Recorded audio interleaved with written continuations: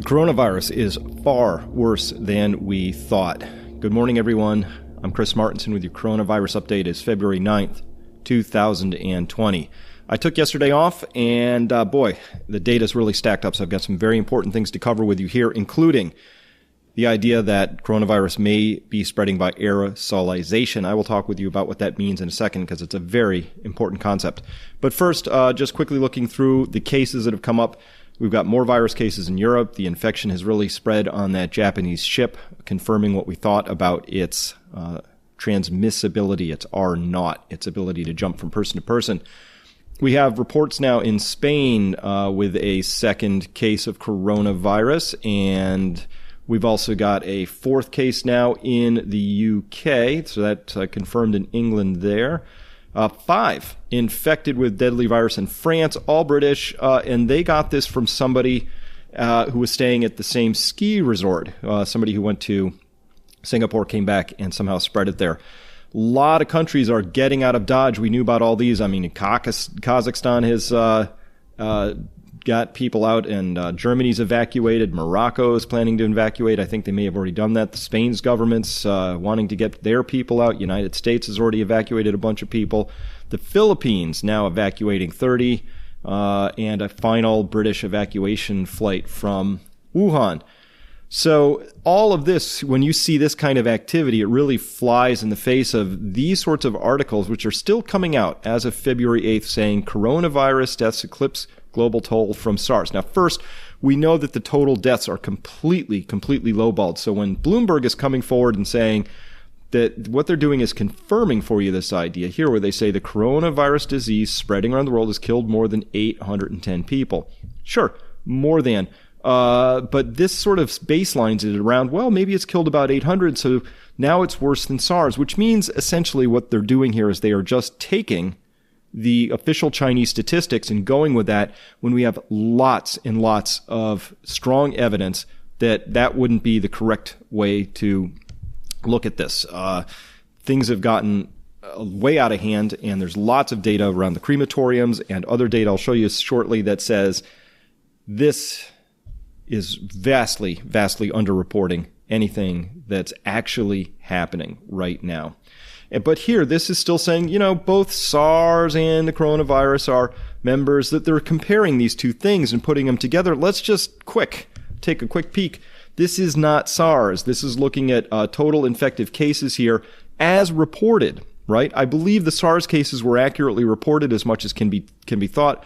These numbers here, even where they're reporting 35,000 some cases now, might be off by an order of magnitude, meaning 350,000 cases, or maybe even more than that. We don't know, but this is a low ball.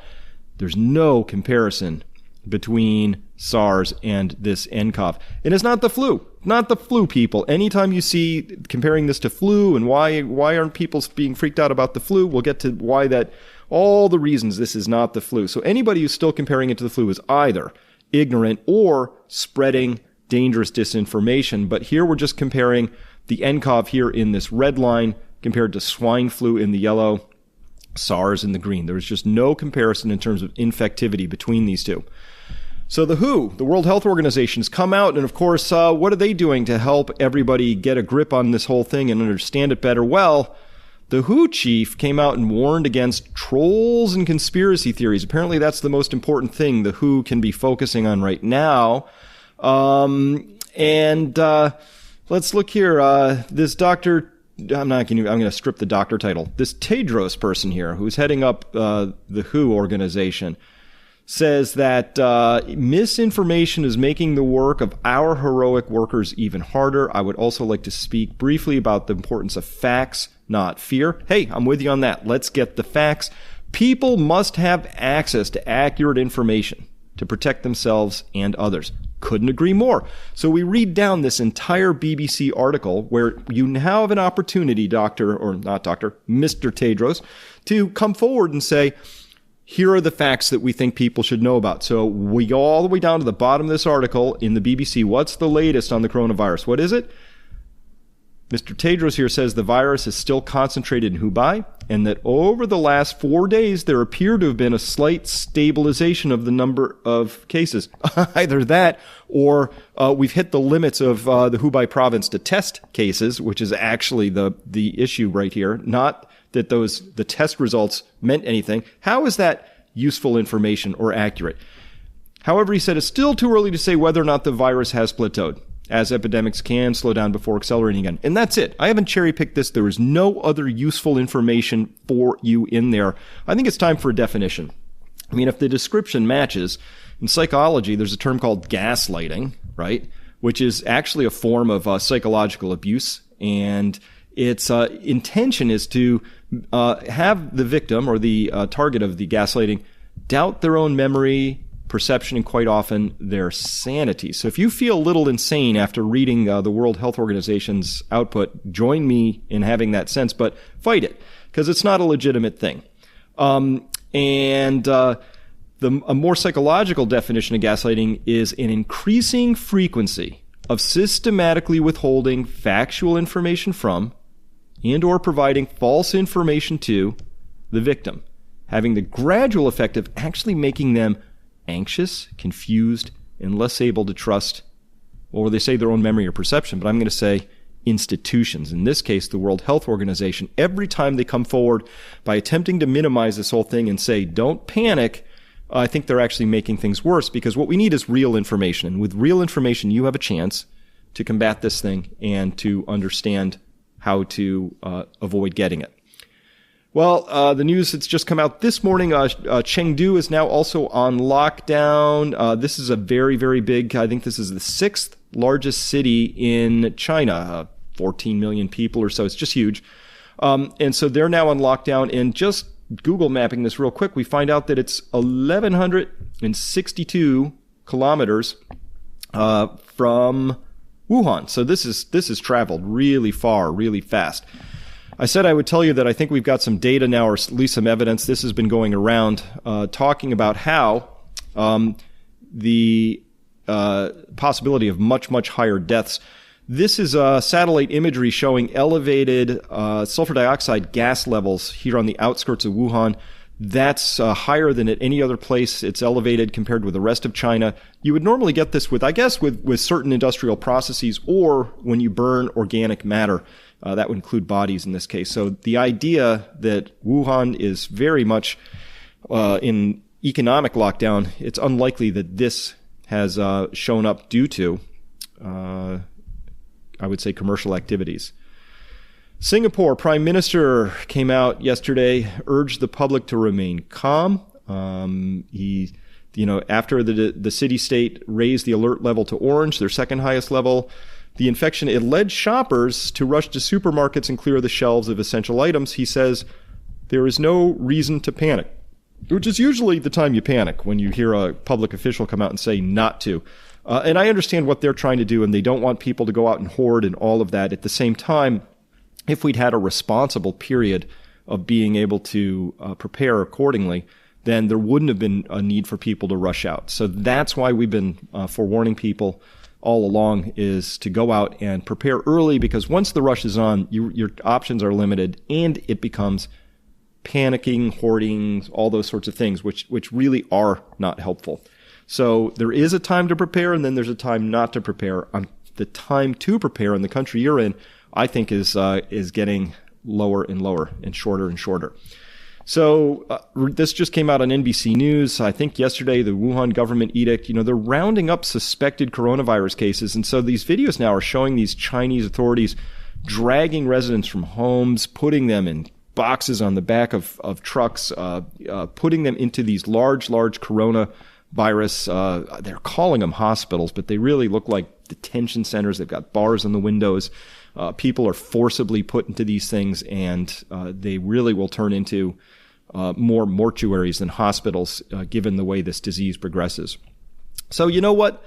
All of this don't panic talk really sounds very familiar to me. In fact, you can do a search on old newspapers, and back in 1918, there's this article about the Spanish influenza. Here's an article saying, you know what?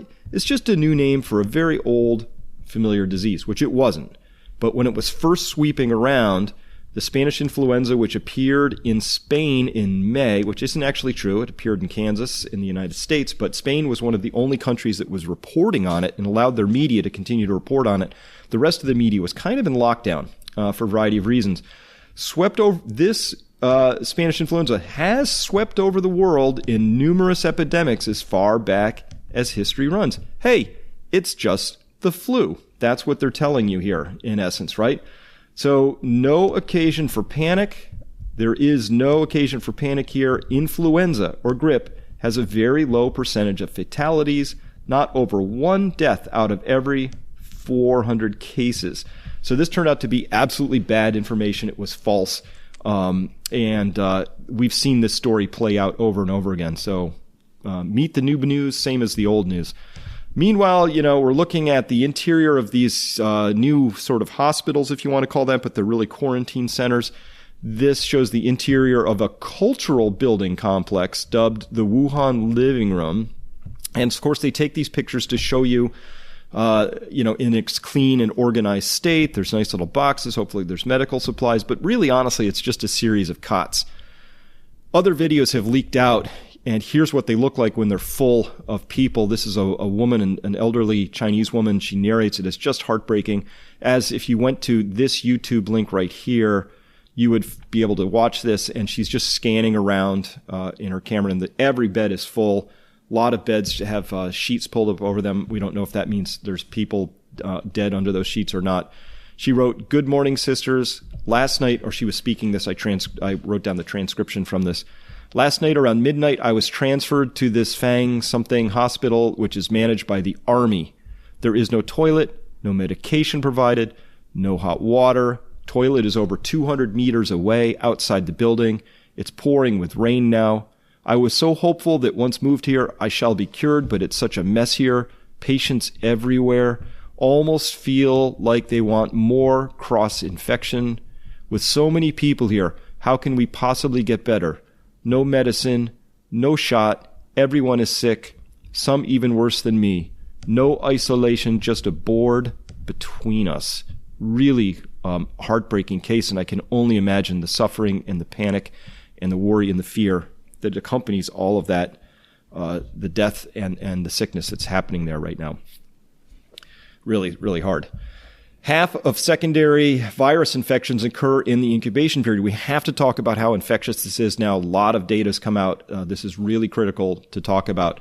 So this is from a Japanese study. At least 1 of every 2 instances of human-to-human transmission of the new coronavirus is believed to occur while the patient is not yet showing symptoms, according to an estimate by a group of Japanese university researchers.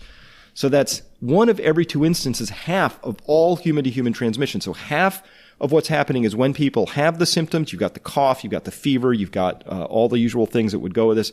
Half are occurring when people are asymptomatic. So if the WHO wants to come out with useful information, this would be the stuff that they would be bringing out in their press conferences, not the fact that there are trolls and conspiracy theories running around. It's that half the time when people are transmitting this, they're doing it in an asymptomatic phase. That's really critical information here that needs to be addressed. And of course, this has huge impacts on travel and how many people we're allowing to still fly on planes and how you would actually control this disease. If you want to control this, you have to get the R0, its transmissibility, to less than 1, meaning that while somebody has it, they transfer it to less than 1 other person on average. That's the only way to control an epidemic like this, or you have to let it burn through the population entirely. So this is really important because the average period of incubation for the coronavirus is thought to be about 5 days. So what happens during those 5 days after you've caught it and you are walking around is you're transmitting it to people and your family members, other people in the public. So the findings suggest it's difficult to contain the illness simply by isolation. So that's code speak for you can't just take a person who's sick and isolate them. You have to take people who are not sick yet, but who may have been exposed, and they've also got to be contained. And that's why you're seeing the kinds of things you're seeing in China, where people are being dragged from their homes, locked in their homes, put into isolation wards, because China knows And whether we think this is draconian or not, honestly, the only way to prevent a disease like this from spreading is you have to contain not just the infected people, but the potentially infected people who you can't know if they're infective or not because they're asymptomatic. So that says we need to put more emphasis on prevention of infection for people with high risks, of course, but it's just everybody. As well, there's a study came out that showed that 40 staff were infected in a single Wuhan hospital. And the healthcare workers, of course, are using the very best, the very latest sorts of personal protection equipment.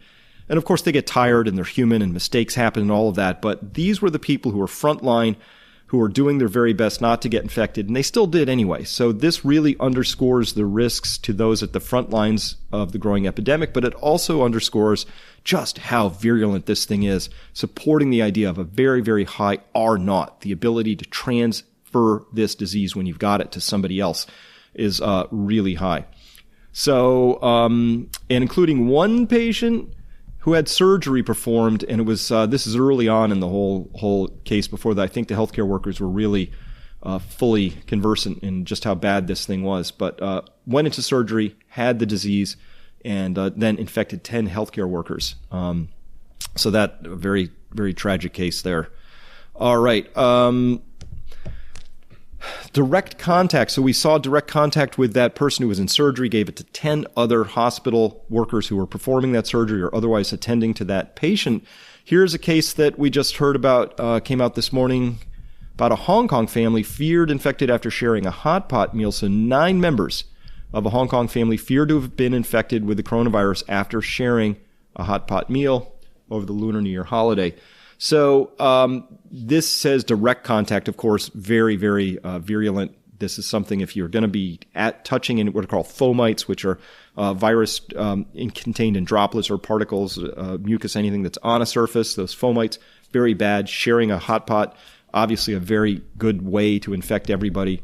All of which is now we have to start looking at not just in the not just in China, but all over the world. We're starting to see these reports here in the United States. The military is preparing quarantine centers, U.S. Pentagon says.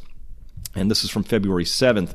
This is still, let me just be clear, yes, 11 military bases are performing and setting things up near the airports in the United States, but each of these bases is going to be housing up to 20 patients. So these aren't the mass facilities we're seeing in China yet, but you have to understand the military is preparing this.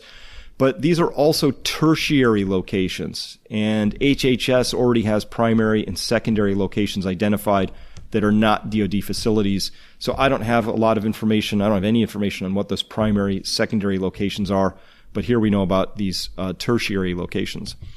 So here's where we have to get to why I opened this by saying it's worse than we thought, and this has to be confirmed, but this is new information that came out yesterday, and it's that the Chinese officials warn of aerosol infection as coronavirus continues to spread. Aerosol infection. This is a really important concept here right now.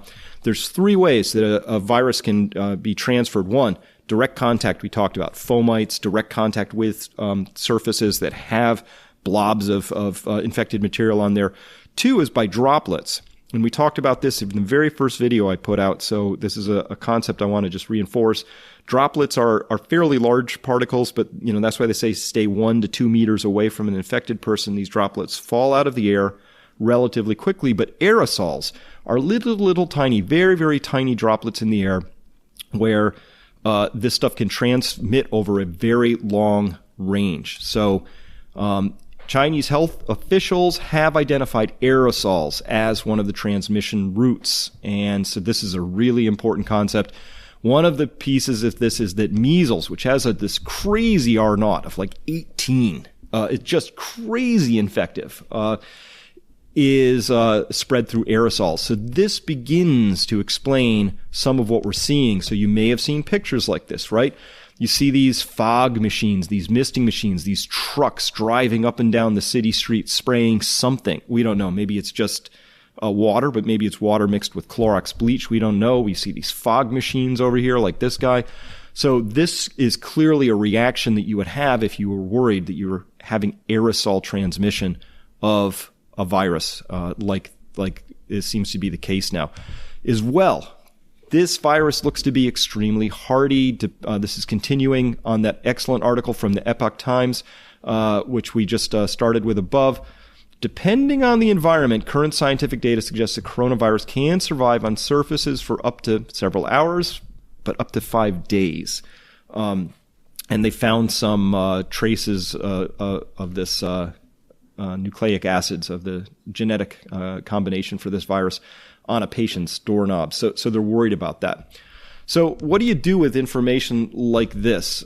So right now, the question is, well, how would you decontaminate, and what could you do around this? So right now, thinking that it maybe spreads via droplets, you want to obviously wash your hands, hand sanitizer, do things like that. This is a study that reviewed the literature on all available information about the persistence of human and veterinary coronaviruses. So this is ones we know about. We're going to hope that this coronavirus operates the same, because guess what? This is controllable. They're looking at inanimate surfaces as well as inactivation strategies with biocidal agents. So they did all these different studies and they looked at things. And so information I want to relate to you here is this. Human coronaviruses can persist on inanimate surfaces like metal, glass, or plastic for up to 9 days, but can efficiently be inactivated by surface disinfection with 62 to 71% ethanol. So that would be 140 proof alcohol, but that's kind of expensive. 0.5% hydrogen peroxide, useful, or 0.1% sodium hypochlorite within a minute.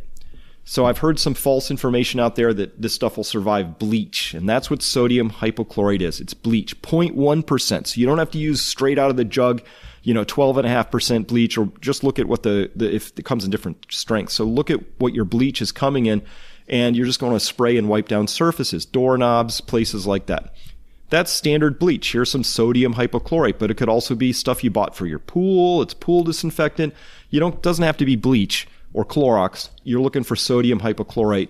Here you see it's coming in 12.5% solution, so you would mix that all the way back to 0.5%, and that's what they're mentioning there. So that would be part of a disinfection strategy. We're getting terrible information. Look at this. Look at this from Bloomberg. As recently as February 5th, how to avoid coronavirus on flights. Forget masks, says top airline doctor. Forget masks and rubber gloves, this person says. The best way to avoid the coronavirus is frequent hand washing, according to a medical advisor to the world's airlines. Oh, I think we just found a conflict of interest. You want to know what the best way to avoid the coronavirus is on flights? Is you don't take the flight, obviously. That should be obvious. That's number one. But number two, I disagree with this, because if you are wearing a mask or wearing gloves, that will remind you not to touch your face. That has a very strong inhibitory thing when you remember, because touching your face is really hard to remember not to do. As well, look at the advice this person is handing out. The virus can't survive long on seats or armrests. Well, is 9 days a long time? Is hours a long time? Of course it is. You know how it is. You get off the plane, they turn it around, 15 minutes, it's in the air again. So this advice is just terrible advice, I believe. Just really awful. So we got a review here. Look, this isn't the flu. It's got a super high, very serious complication rate of up to 20%, at least in certain races at this point in time. It seems to be hitting Asians harder than Caucasians. We don't know why yet. Maybe that'll change. We don't know. But for areas where it's hitting, the complication rate is ridiculously high. That sets it very far apart from regular flu. And much more deadly overall, 10x more deadly, at least, maybe order of magnitude higher than that.